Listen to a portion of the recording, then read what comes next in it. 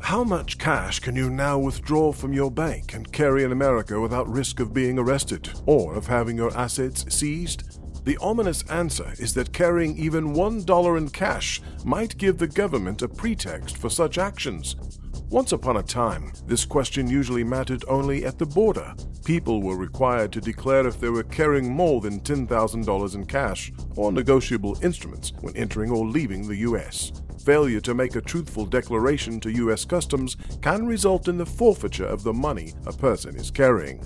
Today, because of anti-racketeering RICO statutes and the 2001 Patriot Act, your bank is required to notify the federal government if you deposit or withdraw $10,000 or more in cash.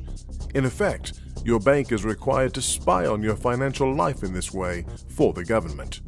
Former Republican Speaker of the House of Representatives Dennis Hastert was surprised when his bank asked him to explain why he had made several $50,000 withdrawals. It used to be that what you did with your money was not the bank's business.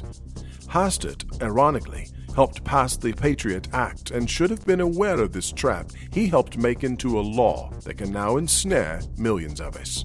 After being questioned by his bank, the kind of event described in detail in the introduction of the eye-opening book, Don't Bank on It, The Unsafe World of 21st Century Banking, Hastert reportedly then began making smaller withdrawals, at least 106 of which were for cash amounts of less than $10,000. The original $10,000 reporting limit on your bank has not changed since 1970, writes New York Times financial reporter Josh Barrow, even though inflation since then has reduced the purchasing power of today's $10,000 to the purchasing power of a mere $1,640 in 1970 dollars. Hastert apparently did not know that the government has also created an almost Orwellian crime called structuring that allows the arrest or asset seizure of those who deliberately deposit or withdraw less than $10,000 with the intent of evading this reporting limit. So it is now against the law to almost break the law. What's next? The IRS penalizing you for structuring your spending to evade taxes by giving enough to charity to fall into a lower tax bracket?